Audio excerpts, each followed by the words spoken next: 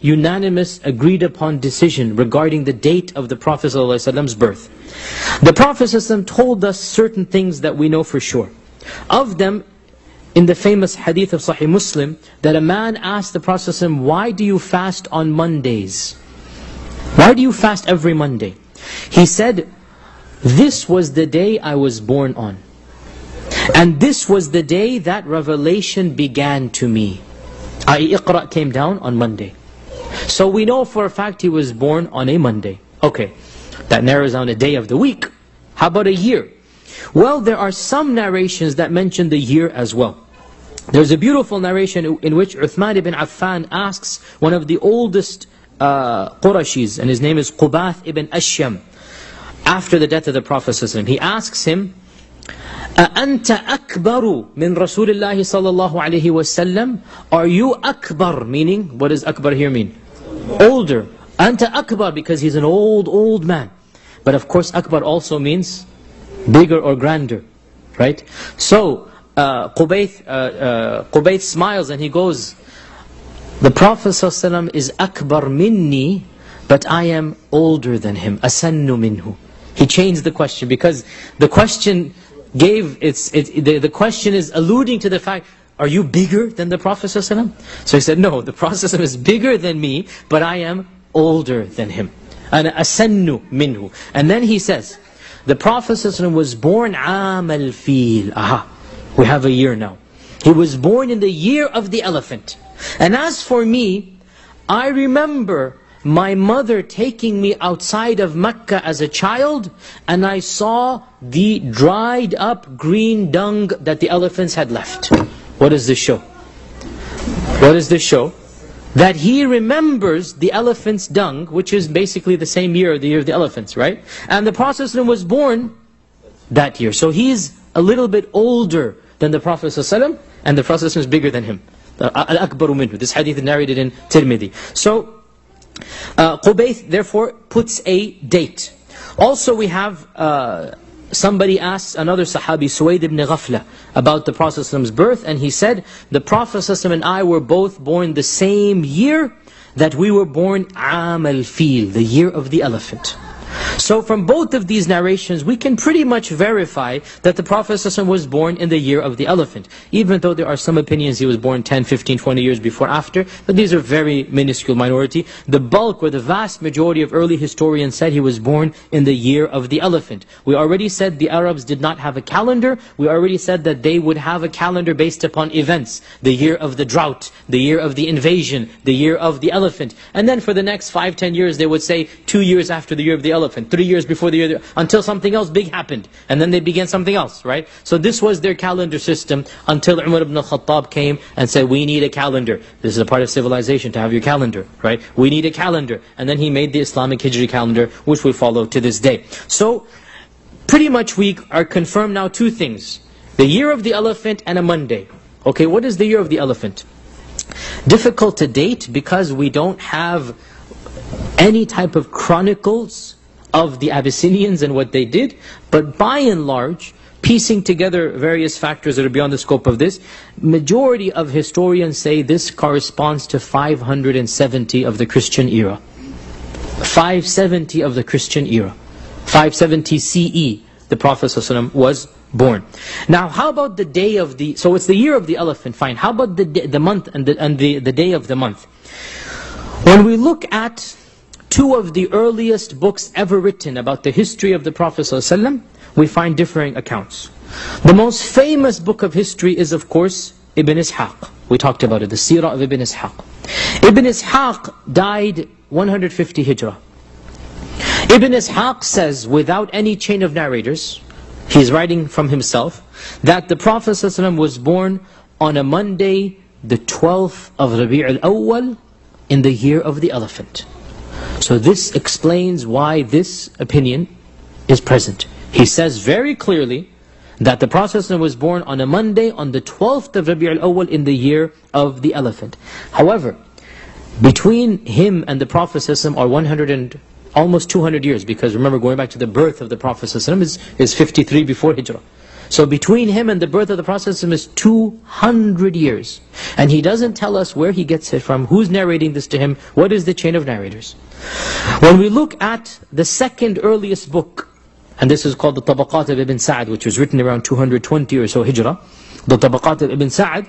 The Tabaqat of Ibn Sa'd says that it is said that the Prophet ﷺ was born on a Monday. Some people say, I quote, he was born on the 10th of Rabi' al-Awwal. Others say he was born on the 2nd of Rabi' al-Awwal. End quote.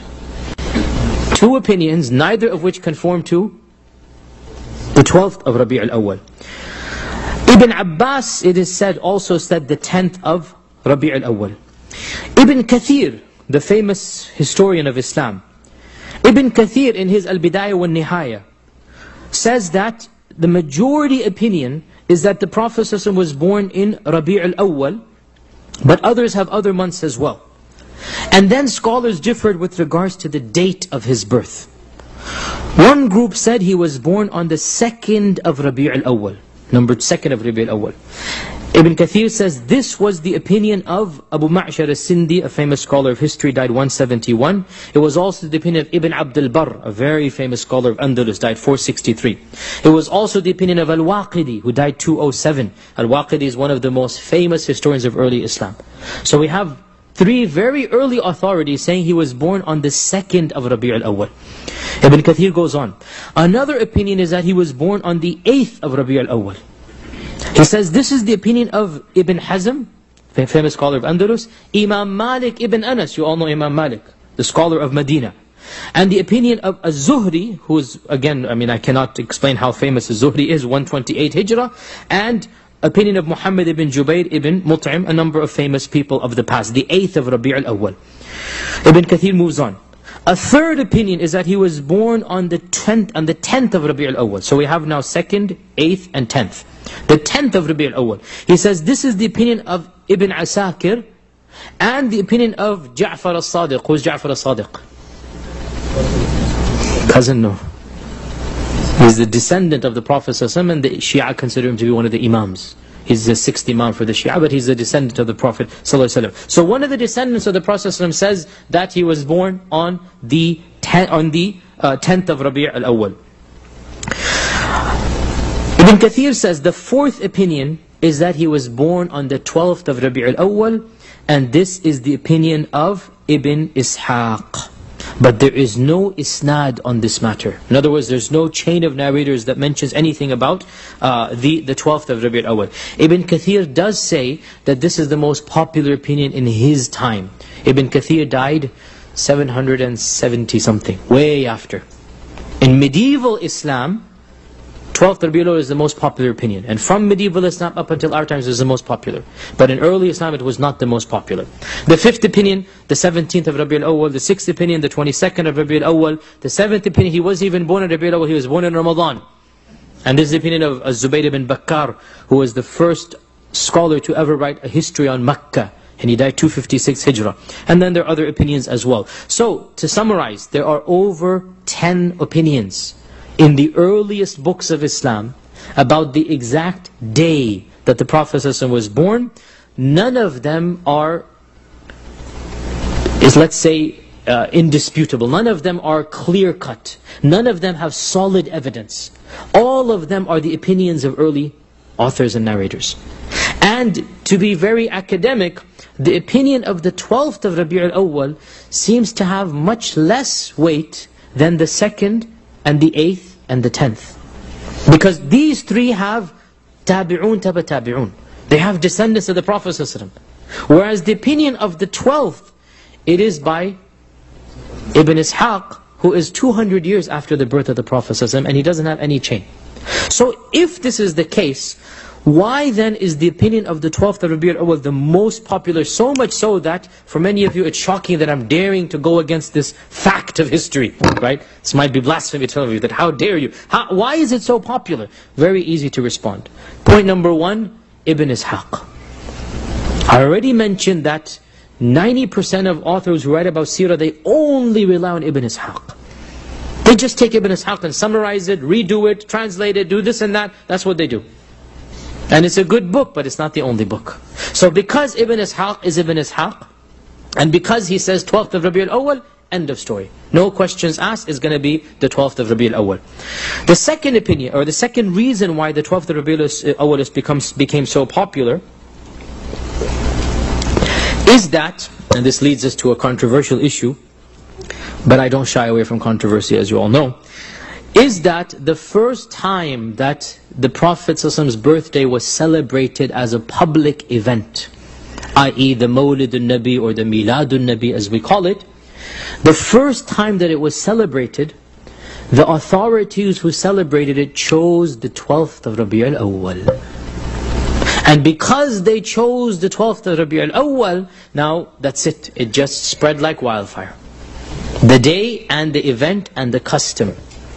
Now I have written a detailed article about the history of the Mawlid and who started it and how did it become popular, and you can refer to it on Muslim Matter. It is called A History of the Mawlid by myself. You can just Google it and you'll find it 3 parts. And just to summarize, the Mawlid or the Milad al-Nabi, the first recorded instance that we have of anybody celebrating Milad al-Nabi is around 517 Hijrah. 517 Hijrah, i.e. the 6th century of Islam. So for 500 years, the concept of celebrating the birthday of the Prophet is simply unknown to the Muslims. They cannot, because celebrating birthdays is not a custom that comes from Islam or from, I'm not saying it's haram by the way, I'm saying it's not something that the Arabs would do. They wouldn't record birthdays to celebrate them in the first place, right? Many of you, I know my own grandmother had no idea when she was born.